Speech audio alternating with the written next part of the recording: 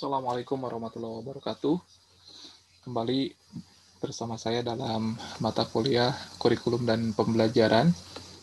Pada pertemuan kali ini kita akan lanjutkan materi kita, pembahasan kita, dan diskusi kita berkaitan dengan kurikulum dan pembelajaran. Jika pada 7 pertemuan awal sebelum UTS, kita lebih banyak bicara tentang pengembangan kurikulum dari segi konsep.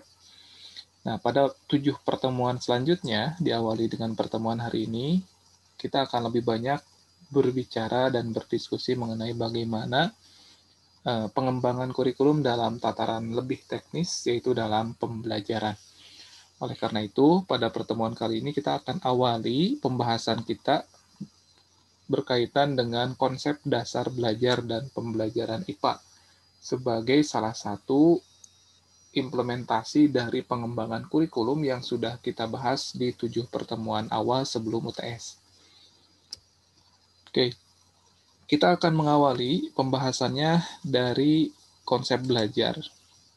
Ya, sebagaimana kita ketahui bahwa proses belajar itu salah satunya adalah terjadinya interaksi dua arah antara guru dengan peserta didik. Nah, dalam proses belajar ini tentu saja harapannya atau tujuannya terjadi perubahan pada diri seseorang. Nah, dalam hal ini, ketika proses belajar mengajar di kelas, maka diharapkan terjadi perubahan pada diri seorang peserta didik. Nah, apa saja yang harus mengalami perubahan ketika kita melalui proses belajar? Itu yang pertama tentu saja harus ada perubahan secara pengetahuan. Dari asalnya tidak tahu menjadi tahu. Kemudian selain pengetahuan, dalam proses belajar pun harus menghasilkan perubahan keterampilan. Jadi asalnya tidak terampil menjadi terampil. Asalnya tidak memiliki kemampuan dalam hal yang sifatnya keterampilan, setelah melalui proses pembelajaran, maka dia harus mempunyai sebuah keterampilan. Dan yang tidak kalah penting juga bahwa dalam proses belajar itu harus menghasilkan perubahan berupa perubahan sikap atau attitude. Jadi 3 hal ini akan menjadi fokus dalam proses pembelajaran. Jadi seseorang dikatakan sudah melalui proses pembelajaran jika sudah terjadi perubahan dalam 3 hal. Dari segi pengetahuan, dari segi keterampilan, dan dari segi sikap. Nah, kemudian kalau kita lihat analisis dari tujuan pembelajaran yang ada dalam draft kurikulum SMP, khususnya dalam pembelajaran IPA, di sini disebutkan bahwa dalam tujuan kurikuler ini sudah memuat 3 hal tadi, yaitu pengetahuan, sikap, dan keterampilan. Misalnya nomor 1, memperoleh keyakinan terhadap kebesaran Tuhan yang Maha Esa berdasarkan keberadaan, keindahan, dan keteraturan alam ciptaannya. Oke, berarti di sini poin 1 ini lebih kepada sikap. Kemudian poin 2, mengembangkan pengetahuan dan pemahaman konsep-konsep IPA. Nah, ini nomor 2 ini adalah tujuan pembelajaran IPA yang berkaitan dengan pengetahuan. Kemudian nomor 4, mengembangkan keterampilan proses untuk menyelidiki alam sekitar, memecahkan masalah, dan membuat keputusan. Berarti poin 4 ini mencakup atau menggambarkan tujuan pembelajaran IPA yang berkaitan dengan keterampilan. Jadi sudah sangat jelas bahwa dalam tujuan pembelajaran itu harus memuat 3 hal ini. Makanya tadi ketika kita bicara konsep dasar pembelajaran atau konsep dasar belajar, maka salah satu goals-nya, salah satu tujuannya adalah harus terjadi perubahan pada diri seseorang. Dalam hal ini pada diri peserta didik, dalam hal pengetahuan, sikap, dan keterampilan. Nah, dalam pembelajaran IPA, kita sebagai pendidik idealnya tidak hanya sekedar melakukan transfer pengetahuan. Jadi, tidak hanya sekedar memberi informasi dari guru kepada siswa. Jadi, kita menjelaskan konsep dari awal sampai akhir, kita jelaskan, kita berikan seolah-olah sedang mentransferkan apa yang kita tahu kepada siswa supaya siswa lebih tahu. Oke. Nah, jangan sampai pembelajaran IPA dilakukan seperti itu.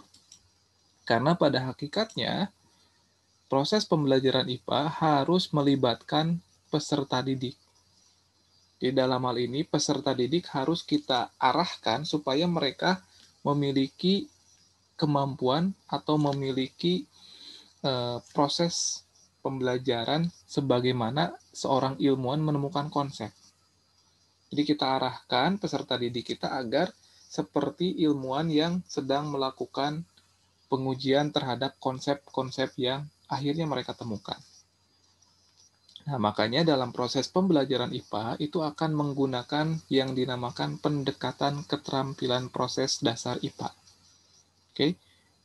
Nah, apa saja keterampilan proses dasar IPA itu? Di sini ada keterampilan dasar dan ada keterampilan terintegrasi.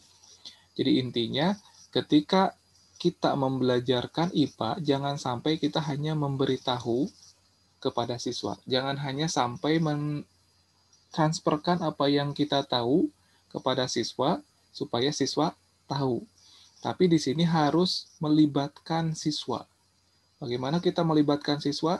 Kita posisikan bagaimana siswa supaya berperan sebagaimana ilmuwan menemukan konsep. Nah, peran tersebut bisa kita hadirkan dalam pembelajaran di kelas dengan cara kita melakukan pembelajaran yang berpendekatan keterampilan proses.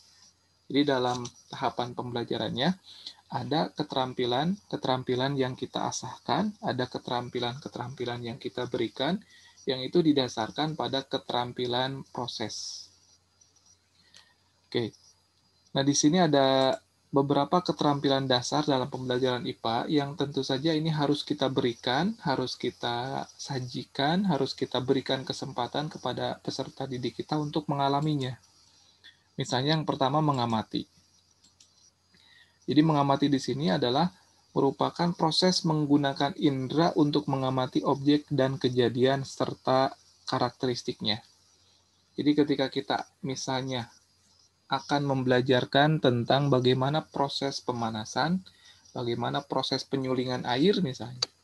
Nah, ketika kita hanya memberitahu saja, ketika kita hanya mentransfer pengetahuan saja, mungkin siswa tidak bisa membayangkan secara langsung, tidak akan mendapatkan pemahaman yang bermakna.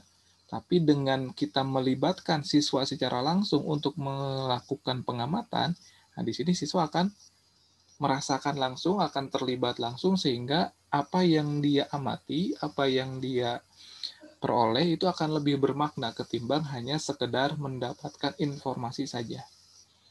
Nah, proses pengamatan ini bisa dilakukan dengan cara yang pertama observasi langsung.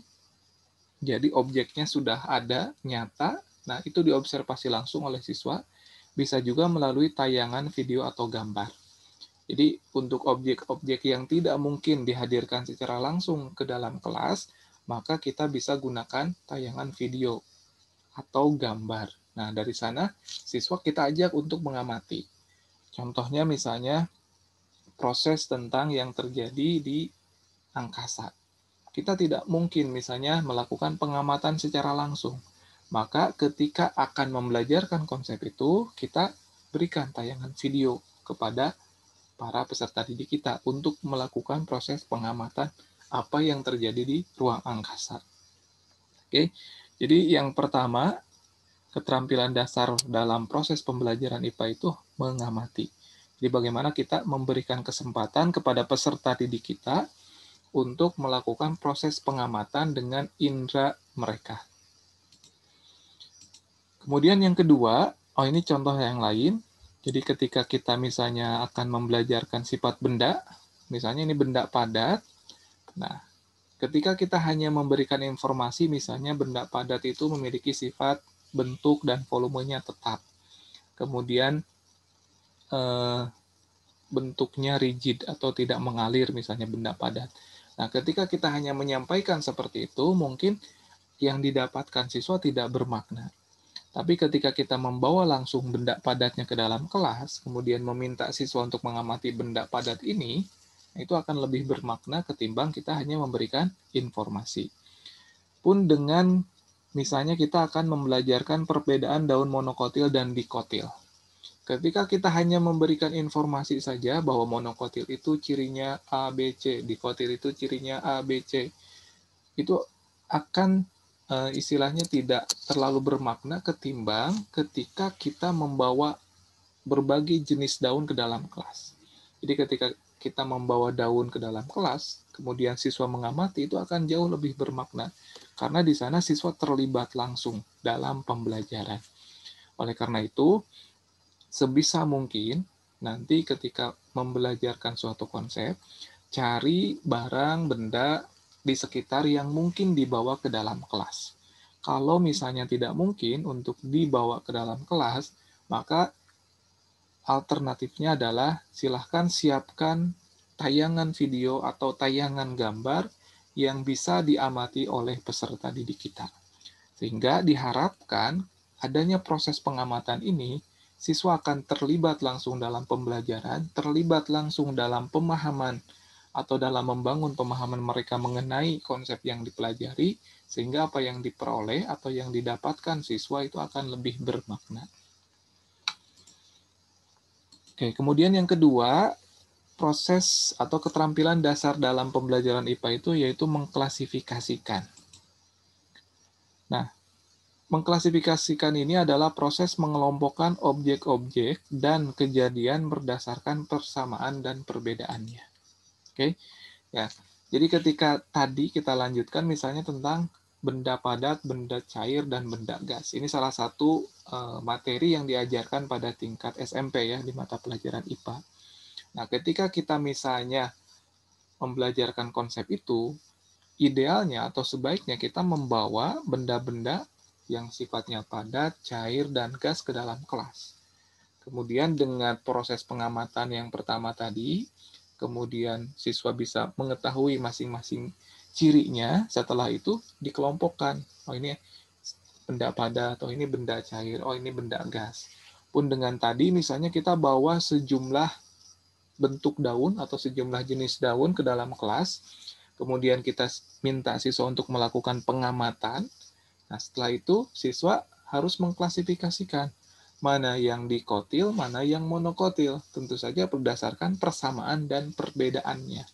Oke, jadi sebaiknya keterampilan mengklasifikasikan ini kita asahkan melalui proses-proses pembelajaran. Jadi jangan sampai kita memberikan secara langsung. Contoh daun monokotil A, B, C, D. Contoh daun dikotil A, B, C, D. Tapi kita libatkan siswa melalui proses pengamatan indera, kemudian nanti siswa menemukan perbedaan persamaan, kemudian diharapkan nanti bisa mengelompokkan secara sendiri. Bisa mengklasifikasikan secara sendiri. Sehingga dari sanalah siswa nanti akan membangun pemahamannya, oh monokotil itu cirinya A, B, C, D. Dikotil itu cirinya A, B, C, D. Jadi bukan guru yang menemukan atau yang memberikan informasi, tapi siswa yang menemukannya. Oke, jadi itu yang kedua tentang keterampilan dasar pembelajaran IPA yaitu mengklasifikasikan. Kemudian yang ketiga, keterampilan dasar dalam pembelajaran IPA itu adalah mengukur. Nah, mengukur ini berkaitan dengan proses membandingkan kuantitas yang belum diketahui dengan standar.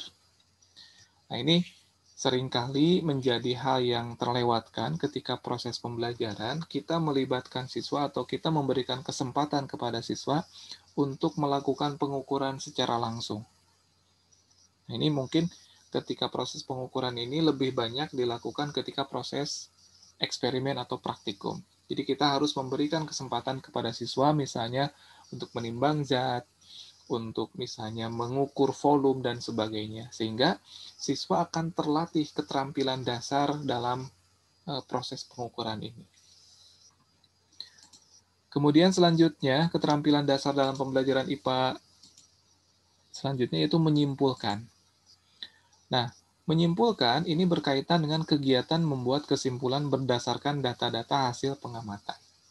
Nah, proses atau keterampilan menyimpulkan pun ini harus kita latihkan kepada siswa. Jadi jangan sampai kesimpulan itu guru yang memberikannya, tapi harapannya adalah siswa yang menyimpulkan sendiri apa yang dipelajarinya. Sebagai contoh, misalnya ketika kita ingin membelajarkan konsep tentang sifat benda cair. Kita tahu sifat benda cair itu kan yang pertama volumenya tetap, bentuknya berubah-ubah sesuai wadah, kemudian bisa mengalir.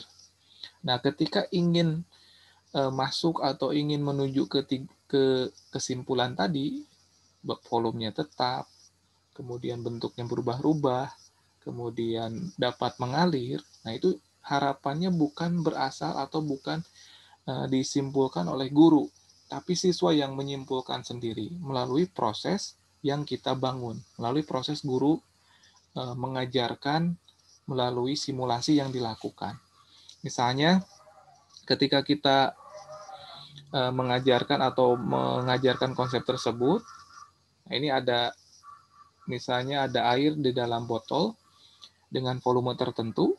Nah, kemudian volume dalam air dalam botol ini kita masukkan ke dalam mangkuk. Nah, siswa kita minta amati, kira-kira volumenya tetap atau tidak, kira-kira bentuknya berubah atau tidak. Setelah di dalam mangkuk, kita masukkan ke dalam gelas, kemudian kita minta siswa mengamati kembali. Apakah bentuknya berubah atau tidak? Apakah volumenya tetap atau tidak? Nah, dari proses tersebut, nanti siswa diharapkan mampu menyimpulkan sendiri mengenai sifat benda cair. Oke, jadi akan berbeda apa yang diperoleh siswa ketika hanya mendapatkan informasi dari guru berupa ini loh sifat zat cair, dibandingkan dengan tadi guru atau siswa sendiri mempraktekkan, mensimulasikan bagaimana air ketika di dalam botol, air ketika di dalam mangkuk, air ketika di dalam gelas. Kemudian siswa nanti menemukan sendiri, menyimpulkan sendiri ciri-cirinya apa. Seperti itu. Jadi diharapkan keterampilan menyimpulkan ini kita latihkan kepada peserta didik kita melalui berbagai proses. Misalnya tadi melalui proses simulasi atau demonstrasi mengenai sifat benda cair. Jadi jangan sampai guru yang menyimpulkan, tapi siswa yang harusnya menyimpulkan. Nanti guru sifatnya adalah memberikan tambahan atau memberikan penguatan jika ada yang masih kurang. Kemudian selanjutnya keterampilan dasar dalam pembelajaran IPA itu adalah meramalkan. Meramalkan merupakan sesuatu yang belum dibuktikan, bukan menebak, dengan keyakinan bahwa yang akan terjadi didasarkan pada pengetahuan dan pemahaman, pengamatan, serta kesimpulan yang telah diperoleh. Oke, jadi dalam hal ini kita harus bisa membedakan mana meramalkan yang tidak ilmiah, mana meramalkan yang ilmiah. Meramalkan yang ilmiah itu ada dasarnya, baik itu pengetahuan, pengamatan. Nah, seperti ini contohnya. Misalnya ini tentang proses tanaman ya, proses tanaman dari hari ke hari. Misalnya hari ketiga tingginya berapa senti, hari ke-6 berapa senti, hari ke-9 berapa senti. Nah, dari proses pengukuran ini, mungkin nanti akan ditemukan pola. Oh, ternyata setiap hari, atau setiap 3 hari sekali, atau setiap 3 hari itu naiknya misalnya 5 senti. Ini dibuktikan misalnya di hari ketiga, tingginya misalnya 5 senti. Di hari ke-6, itu sudah jadi 10 cm. Di hari ke-9 sudah jadi 15 cm. Nah, maka di hari ke-12 siswa bisa meramalkan berapa senti tanaman itu akan tumbuh gitu. Nah, itu yang dinamakan meramalkan. Jadi ada dasarnya. Dasarnya itu baik pengetahuan maupun pemahaman melalui pola-pola pengukuran atau pengamatan secara langsung. Jadi kita harus bisa membedakan meramalkan yang ilmiah dan meramalkan yang tidak ilmiah. Nah, dalam hal ini tentu saja dalam pembelajaran IPA yang harus kita asah yaitu proses bagaimana siswa mampu meramalkan atau berhipotesis melalui proses ilmiah. Oke. Nah, yang terakhir berkaitan dengan keterampilan dasar dalam pembelajaran IPA itu adalah mengkomunikasikan. Jadi mengkomunikasikan ini dapat dituangkan baik secara lisan maupun secara tertulis dalam bentuk laporan, grafik, tabel, dan gambar. Jadi diharapkan apa yang sudah diperoleh siswa itu mampu tersampaikan dengan baik. Jadi akan percuma ketika seseorang memiliki ide brilian, tapi idenya itu tidak bisa tersampaikan dengan baik, sehingga orang lain tidak tahu. Oleh karena itu, kita latihkan sejak awal bagaimana siswa mampu menyampaikan, mampu mengkomunikasikan apa yang sudah dilakukannya melalui proses tahapan ilmiah yang dilakukan di kelas misalnya. Nah, pelaporan ini atau proses komunikasi ini, baik dalam bentuk lisan, misalnya dalam bentuk presentasi langsung, ataupun dalam bentuk laporan. Jadi misalnya laporan tertulis mengenai kegiatan pengamatan air selokan di sekitar sekolah. Nah, itu siswa diminta membuat laporan. Atau dalam bentuk grafik juga bisa, dalam bentuk tabel juga bisa, dalam bentuk gambar juga bisa. Jadi intinya di sini kita harus melatihkan bagaimana siswa mengeksplorasi, kemudian menyampaikan apa yang dia peroleh, apa yang dia dapatkan dalam proses pembelajaran, sehingga pengetahuannya itu bukan hanya untuk dia, tapi untuk orang sekitarnya juga. Oke, jadi itu adalah keterampilan-keterampilan dasar dalam pembelajaran IPA yang tentu saja ini wajib kita asahkan kepada para peserta didik kita. Wajib kita berikan kesempatan, wajib kita libatkan dalam proses pembelajaran sehingga tadi tidak hanya sekedar proses transfer ilmu atau pengetahuan dari guru kepada siswa saja. Tapi lebih dari itu, proses pembelajaran yang kita hadirkan itu membangun berbagai tujuan pembelajaran, yaitu pengetahuan dan keterampilan dan sikap. Jadi tidak hanya sekedar fokus di pengetahuan saja. Oke, selanjutnya setelah tadi kita fokus pada pengembangan keterampilan dasar, nah sekarang kita lihat bagaimana proses pengembangan sikap dalam pembelajaran IPA. Oke, jadi salah satu yang perlu kita tekankan dalam proses pengembangan sikap ini adalah bagaimana siswa mengetahui suatu konsep, kemudian mampu menerapkannya. Nah, mampu menerapkan di sini, ini lebih pada bagaimana siswa menerapkan apa yang mereka tahu dalam tataran atau tindakan nyata, dalam bentuk sikap. Jadi di sini, sikap dalam proses menerapkan ini disebut sebagai aktualisasi dari pengetahuan yang sudah diperoleh melalui penerapan dalam dunia nyata. Sebagai contoh, misalnya siswa sudah mengetahui bahwa tumbuhan ini sebagai penghasil oksigen. Nah, itu pengetahuannya.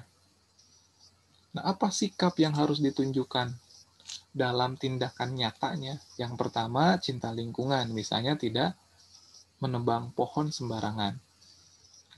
Kemudian bertanggung jawab. Dalam hal ini menjaga kelestarian tumbuhan yang ada di sekitar. Kemudian inovatif. Bagaimana melalui proses pengalaman pembelajaran atau keilmuan yang nantinya mungkin akan dikembangkan oleh siswa, bisa mengembangkan berbagai jenis tanaman melalui berbagai proses.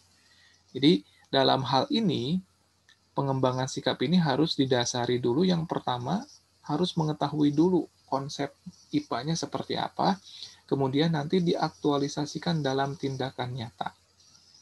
Cinta lingkungan, tindakan nyatanya mungkin nanti akan merawat pohon, merawat tanaman, kemudian kalau misalnya sering banyak yang menempelkan spanduk ataupun banner di pohon tersebut, sehingga banyak paku itu dicabuti atau dihilangkan, kemudian nanti juga bisa dalam bentuk bertanggung jawab, bagaimana siswa merawat tanaman-tanaman atau pohon-pohon yang ada di sekitar, kemudian bisa juga ditunjukkan melalui sikap inovatif, itu bagaimana nanti dalam mengembangkan atau dalam proses penumbuhan berbagai tanaman dengan berbagai cara.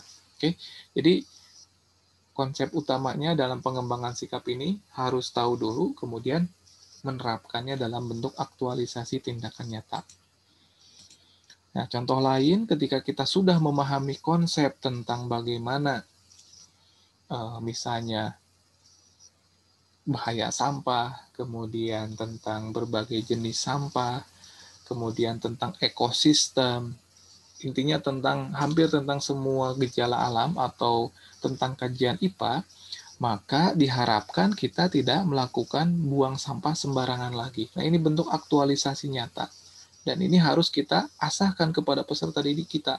Harus kita pahamkan kepada peserta didik kita bahwa membuang sampah sembarangan itu bukan merupakan salah satu tindakan yang istilahnya tidak mencerminkan seseorang yang memahami IPA. Jadi kalau yang masih ada buang sampah sembarangan, berarti secara tidak langsung konsep atau pemahaman tentang IPA-nya itu masih dangkal.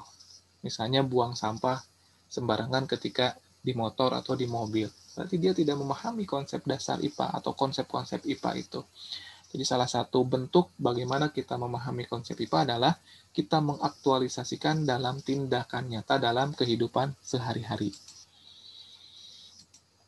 Nah, ini salah satu bentuk implementasinya. Jadi bagaimana untuk mengembangkan sikap ini, kita misalnya pemberian pengalaman pembelajaran secara langsung. Jadi kita berikan pengalaman pembelajaran secara langsung. Ketika misalnya tadi, ketika bicara tentang sampah, berbagai jenis sampah, bagaimana proses sampah itu apakah bisa didaur ulang atau tidak. Nah, kita berikan pengalaman secara langsung kepada peserta didik kita. Misalnya kita melihat bagaimana tumpukan sampah, kemudian di sana ada sampah plastik, ada sampah daun dan sebagainya. Bagaimana nasib dari sampah plastik setelah beberapa hari, setelah berbulan-bulan, apakah masih ada atau masih misalnya tetap utuh atau seperti apa. Nah, kita berikan pengamatan secara langsung. Kemudian ketika kita memberikan pengalaman pembelajaran secara langsung, maka di situ akan terjadi yang dinamakan pengembangan keterampilan proses dan pengembangan sikap ilmiah. Jadi diharapkan tadi melalui proses kita berkunjung, misalnya melihat secara langsung bagaimana sampah plastik, bagaimana sampah daun, bagaimana yang bisa diurai, bagaimana yang tidak, diharapkan nanti akan tumbuh sikap ilmiah dari siswa tersebut. Diharapkan nanti akan tumbuh bagaimana keterampilan prosesnya, bagaimana nanti misalnya siswa memikirkan supaya tidak ada yang buang sampah sembarangan, atau bagaimana cara mengolah sampah ini sehingga tidak menumpuk. Oke, jadi itu beberapa hal yang berkaitan dengan belajar dan pembelajaran IPA. Jadi dapat saya simpulkan pada sesi akhir ini, secara umum bahwa pembelajaran itu atau proses belajar itu ditandai dengan adanya perubahan sikap, kemudian perubahan pengetahuan, perubahan keterampilan. Jadi intinya harus ada perubahan dalam diri seseorang yang melalui proses belajar. Nah, dalam pembelajaran IPA sendiri, itu diharapkan tidak hanya sekedar transfer pengetahuan dari guru kepada siswa. Jadi tidak hanya sekedar kita membuat siswa tahu asalnya tidak tahu, tapi kita pun harus memikirkan hal yang lain, seperti bagaimana mengembangkan berbagai keterampilan pada diri siswa, seperti tadi, berbagai keterampilan dasar, kemudian selain keterampilan dasar yang tadi, kita pun diharapkan mampu mengembangkan sikap pada diri siswa yang merupakan bentuk aktualisasi dari apa yang mereka tahu. Jadi diharapkan melalui proses pembelajaran IPA nanti lahir generasi yang lebih cinta lingkungan, kemudian lebih memahami bagaimana menangani sebuah proses yang terjadi di masyarakat. Jadi tidak hanya sekedar untuk menyelesaikan persoalan-persoalan hitungan di dalam kelas. Tapi lebih dari itu, konsep yang dipelajari dalam IPA ini diharapkan akan menjadi bekal buat para siswa kita dalam mengarungi kehidupan di masyarakat.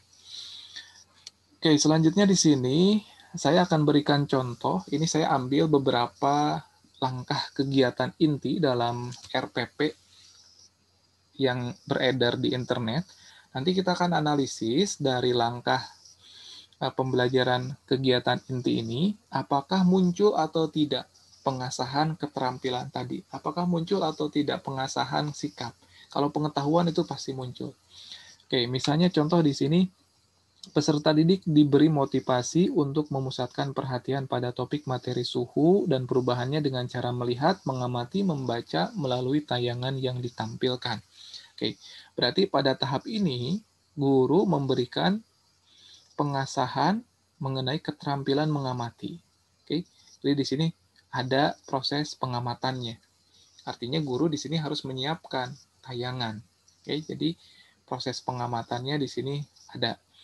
Kemudian pada tahap selanjutnya, guru memberikan kesempatan pada peserta didik untuk mengidentifikasi sebanyak mungkin pertanyaan yang berkaitan dengan sumber yang disajikan dan akan dijawab melalui kegiatan belajar khusus pada materi suhu dan perubahannya. Nah, kalau kita lihat langkah pembelajaran ini, ini pun memberikan kesempatan kepada peserta didik untuk melakukan proses pengamatan. Ya, tadi bentuknya identifikasi sebanyak mungkin pertanyaan. Nah, diharapkan dari sana nanti muncul pertanyaan-pertanyaan yang akan diajukan. Kemudian selanjutnya peserta didik dibentuk dalam beberapa kelompok untuk mendiskusikan, mengumpulkan informasi, mempresentasikan ulang, dan saling bertukar informasi mengenai suhu dan perubahannya. Oke, jadi dalam tahap ini keterampilan yang diasahkan oleh guru tadi misalnya di sini ada proses mendiskusikan, mengumpulkan informasi, kemudian mempresentasikan ulang dan saling bertukar informasi. Bisa saja di sini terjadi misalnya proses bagaimana siswa mengklasifikasikan, kemudian bisa juga ada proses bagaimana menyimpulkan dari apa hasil diskusi dari kelompok tersebut. Oke, jadi di sini ada proses pengasahan keterampilan tersebut. Kemudian yang selanjutnya, peserta didik mempresentasikan hasil kerja kelompok atau individu secara klasikal, kemudian mengemukakan pendapat atas presentasi yang dilakukan, kemudian ditanggapi kembali oleh kelompok atau individu yang mempresentasikannya. Di dalam hal ini, ada proses pengasahan mengkomunikasikan. Jadi mengkomunikasikan apa yang sudah didiskusikan. Yang terakhir, guru dan peserta didik membuat kesimpulan. Oke, di sini sudah jelas bahwa guru memberikan kesempatan kepada peserta didik untuk melakukan pengasahan keterampilan dasar menyimpulkan.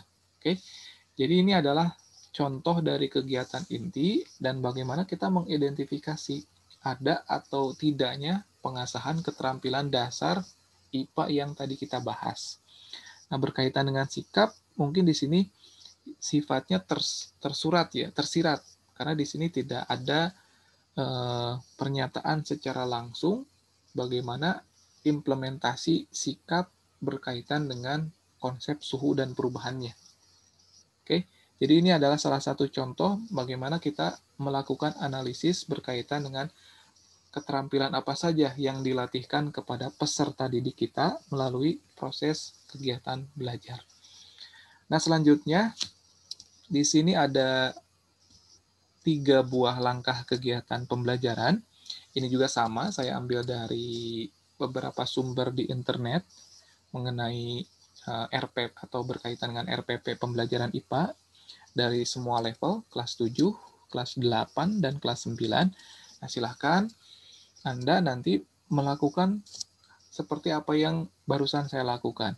Jadi, melakukan proses analisis dari setiap kegiatan yang dilakukan dalam kegiatan atau langkah pembelajaran ini, apa saja keterampilan dasar IPA yang diasahkan. Misalnya pada tahap orientasi masalah, kira-kira keterampilan dasar apa yang dilatihkan di sini. Pada tahap selanjutnya pun, apa yang dilatihkan. Ini untuk kelas 7. Kemudian ini untuk kelas 8, ini untuk kelas 9. Oke, jadi seperti itu untuk tugas mandirinya. Berdasarkan apa yang kita bahas, nanti saya sediakan form khusus di LMS untuk mengerjakan pekerjaan ini. Jadi silahkan untuk dikerjakan secara mandiri, melakukan analisis berkaitan dengan keterampilan dasar apa yang dilatihkan pada langkah pembelajaran yang dilakukan oleh guru. Pun kalau ada keterampilan atau pengasahan sikap, nah itu di bagian mana pengasahan sikapnya. Oke, seperti itu, mungkin itu yang bisa saya sampaikan pada pertemuan kali ini. Saya ucapkan terima kasih kepada yang sudah menyimak. Terima kasih. Assalamualaikum warahmatullahi wabarakatuh.